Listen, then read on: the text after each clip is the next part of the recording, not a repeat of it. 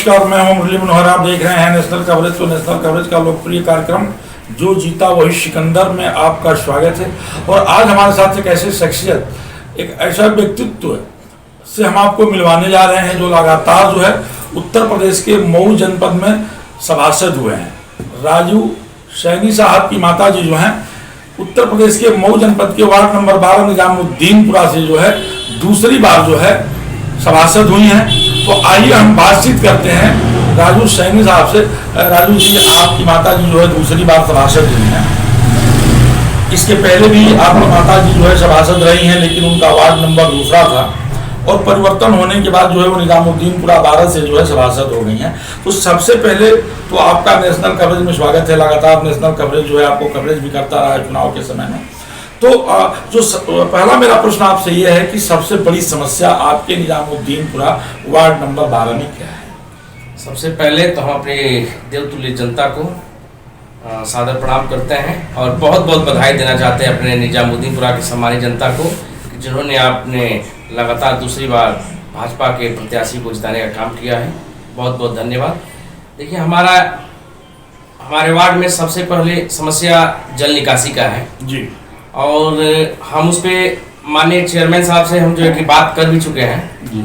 और इस पे हम माननीय मंत्री जी से भी हम लोग मिलेंगे कि जिस वार्डों में पानी निकासी नहीं हो रहा है उसका वो समस्या का निदान करने के लिए माननीय मंत्री जी को भी हम लोग अपना पत्र देंगे जी। नगर विकास मंत्री आपके होम जनपद से हैं, आपकी गृह जनपद से हैं, एक ही शर्मा साहब, और एक ही शर्मा साहब से आपका विशेष लगाव भी है जी। और बजट भी जो है नगर विकास मंत्री ही आपको देंगे। तो आप निजामुद्दीनपुरा के लिए अतिरिक्त क्या बजट लेंगे और क्या करने का आपने ठान रखा है निजामुद्दीनपुरा में? सबसे पहले आपको बता दें कि माननीय AK शर्मा जी इस मऊ के लिए, इस पूर्वांचल के लिए स्वर्गीय माननीय कल्पनाथ राय जी के दूसरे रूप में माननीय AK शर्मा जी आए हैं। और आपने देखा होगा कि जब आप आजमगढ़ के रास्ते आप चलेंगे तो लाइट का और क्या नाम है रोड का जाल देख लीजिए और आप सेल्फी पॉइंट देख लीजिए। माननीय नगर विकास मंत्री जी का देन है और हमें उम्मीद है और यहाँ की जनता को पूरी उम्मीद है कि माननीय मंत्री जी के द्वारा हर वार्डों में एक अच्छा विकास, एक अच्छा पहल, एक अच्छा सुंदर मऊ बनाने का कार्य करेंगे। राजू जी, आपका जो वार्ड नंबर 12 निजामुद्दीनपुरा है उसमें कुछ और भी समस्याएं हैं। सड़क की समस्या है जी, तमाम ऐसी गलियां हैं जो टूट गई हैं, बदबिलाती हैं। तो आपने तो नाली के लिए कहा कि जल निकासी की व्यवस्था की जाएगी, लेकिन जो रास्ते टूट गए हैं उसके लिए आपकी योजना क्या है? आपको बता देना चाहते हैं कि सही है कि निजामुद्दीनपुरा की जनता विकास को देखते हुए, मेरी माता जी भीटी से सभासद थी और वहां से हम लोगों ने बहुत विकास किया और यह नया वार्ड होने के नाते वहां की जनता ने, सम्मानित जनता ने हम पे भरोसा जताया, भारतीय जनता पार्टी के प्रत्याशी पे भरोसा जताया कि यह प्रत्याशी आएगा तो विकास करेगा और हम विकास के नाम। आपने भीटी की चर्चा की है जी, हम थोड़ा सा भीटी चलेंगे। भीटी में वाकई आपने काम किया है। भीटी में लगभग आपने जो है 300 से 400 लोगों को जिनके पास आवास नहीं था रहने के लिए प्रधानमंत्री आवास मुहैया आपने कराया। टूटी हुई सड़कों को आपने बनवाया, जल निकासी का भी आपने काम किया, ढेर सारा काम आपने जो है वहाँ किया और निजामुद्दीनपुरा की जनता ने भी आपके ऊपर विश्वास किया। तो आप जल निकासी को लेकर के पहले ही आपने बताया कि हमको जल निकासी करना है, फिर आपने कहा कि हम सड़कें भी बनवाएंगे। गरीब जनता जो निजामुद्दीनपुरा में रहती है उनकी आवास की व्यवस्था क्या होगी?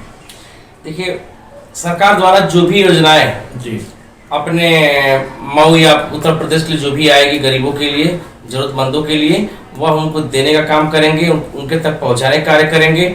और वादा करते हैं अपनी सम्मानित जनता से कि आप कहीं से भी आप ये मत समझिएगा कि आपको लाभ नहीं मिलेगा। ये भाई आपका बेटा वादा करता है कि आप तक पहुंच करके उस लाभ को पहुंचाने का काम करेगा। जनता के बीच में काफ़ी चर्चाएं हैं कि आप सुबह जो है 8 बजे से लेकर के देर रात 9 बजे तक जो है अपने कैंप कार्यालय में बैठते हैं और जनता की समस्याओं को सुनते हैं और उसका निजात भी निकालते हैं। सही है कि आज अगर हम दूसरी बार जीत कर आए हैं तो वो मेरा कैंप कार्यालय है। मैं लगातार 5 साल से ऊपर, जब से मैं वहाँ सभासद प्रतिनिधि यानी मेरी माता ही सभासद बनी है, मैं अंधा मोड़ भीटी में अपना कैंप कार्यालय बना कर रखा हूँ। लॉकडाउन के समय भी मेरा कार्यालय खुलता रहा और अपने लोगों के बीच में जाने का काम किया और वादा करते हैं कि यह कार्यालय हमेशा खुला रहेगा। ये सबके लिए है और हम वादा करते हैं कि आपको कहीं से कठिनाइयों का सामना नहीं करना पड़ेगा। निजामुद्दीनपुरा बहुत लंबा क्षेत्र है जी, भीटी भी लंबा क्षेत्र था, लेकिन निजामुद्दीनपुरा भी बहुत लंबा क्षेत्र है और लंबा क्षेत्र में विकास बहुत कम हुआ है। आपके लिए बड़ी चुनौतियां होंगी, उन चुनौतियों का सामना कैसे करेंगे? देखिए, अब हमने तो जो है कि बात कर लिया माननीय चेयरमैन साहब से, और चेयरमैन साहब ने भी वादा किया है और आश्वासन दिया है आपको कि हर वार्डों में, वो अगली बार भी चेयरमैन थे तो विकास किए हैं। लेकिन चेयरमैन साहब जो है बसपा से हैं, ये भारतीय जनता पार्टी के उम्मीदवार यहाँ थे राजीव कुमार जी, वो चुनाव हार गए। तो आपको क्या लगता है कि आप लोगों का ट्यूनिंग जो है वर्तमान चेयरमैन अरशद जमाल साहब से बन पाएगा? देखिए, नगर पालिका में जो चेयरमैन चुन के आते हैं वो पार्टी का नहीं होते हैं जी, वो नगर पालिका के एक सदन के होते हैं जी। और हमको उम्मीद है कि चेयरमैन साहब ऐसा कोई दुर्व्यवहार और कोई ऐसा उनका सोच नहीं है। उन्होंने आश्वासन दिया है कि यहाँ पार्टी नहीं, यहाँ हम और आप मिल करके विकास करेंगे और हमें उम्मीद है कि चेयरमैन साहब विकास करेंगे। अभी एक काफ़ी चर्चा है कि चेयरमैन साहब जो है जब चार्ज लिए थे अरशद जमाल साहब, तो उन्होंने अपने कमरे में जो है परम पूज्य योगी आदित्यनाथ जी महाराज और प्रधानमंत्री माननीय नरेंद्र मोदी जी और AK शर्मा साहब का भी जो है फोटो लगाया है। देखिए, हम तो बहुत बहुत धन्यवाद देना चाहते हैं नगर पालिका के ईओ साहब को कि इससे पहले उसमें उस ऑफिस में माननीय हमारे मोदी जी और योगी जी और नगर विकास मंत्री जी का तस्वीर नहीं था, लेकिन आपने लगवा करके हम लोग का हौसला बुलंद कर दिया और हम लोग आज क्या ये भी माना जा रहा है कि डबल इंजन की सरकार नहीं बल्कि ट्रिपल इंजन की सरकार चलेगी? चल रही है, यहाँ चल रही है। माननीय नगर विकास मंत्री जी है और मऊ को अच्छा बनाने के लिए उन्होंने जो है कि वचनबद्ध है और पूरी उम्मीद है। अभी जो है चुनाव जीतने के बाद अरशद जमाल भाई जो है गए थे और जाकर के AK शर्मा साहब से मुलाकात भी किया था उनकी आवाज़ पर। उन्होंने कहा कि हम भी एक सरकार के अंग बन के रहेंगे और सरकार के साथ जो भी हमें चलकर काम करना होगा हम हमेशा आपके साथ रहेंगे। और नगर विकास मंत्री जी भी ने उनको आश्वासन दिया है कि हम मऊ के लिए अच्छा से अच्छा हम धन देंगे।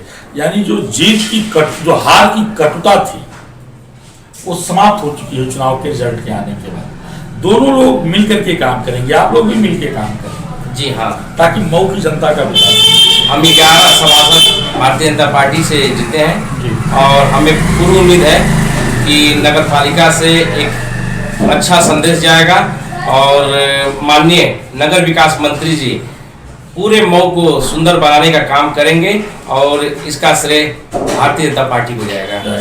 तो आप सुन रहे थे वार्ड नंबर 12 निजामुद्दीनपुरा से सभासद माधुरी देवी के पुत्र और उनके प्रतिनिधि जो कि भारतीय जनता पार्टी के वरिष्ठ नेता भी हैं राजू सैनी साहब को आपका स्पष्ट कहना था कि मैंने जिस तरह से भीटी का विकास किया, भीटी को दुल्हन की तरह से सजाने का काम किया था, पिछली बार मैं भीटी से सभासद था, उसी तरह से निजामुद्दीनपुरा को आने वाले 5 साल के बीचों में दुल्हन की तरह से सजाने का काम करेंगे। लोगों को बचबचाती हुई नालियों से निजात दिलाएंगे। गरीब लोगों को जिनके सर के नीचे छत नहीं है उनको छत देने का काम किया जाएगा। टूटे हुए रास्ते बनाए जाएंगे और सरकार के मंशा के अनुरूप जो भी विकास योजनाएं आएंगी उसको सबसे पहले जो है निजामुद्दीनपुरा में पूरा कराने का प्रयास किया जाएगा। आपने स्पष्ट कहा कि चुनाव के दिन तक जो है, रिजल्ट आने के दिन तक जो है अरशद जमाल भाई जो है प्रत्याशी थे, जीतने के बाद वो नगर क्षेत्र के चेयरमैन हो गए हैं और सभी लोग मिल करके काम करेंगे। मुरली मनोहर पांडे के साथ प्रिंस की खास रिपोर्ट। आप बने रहिए मेरे साथ और देखते रहिए नेशनल कवरेज।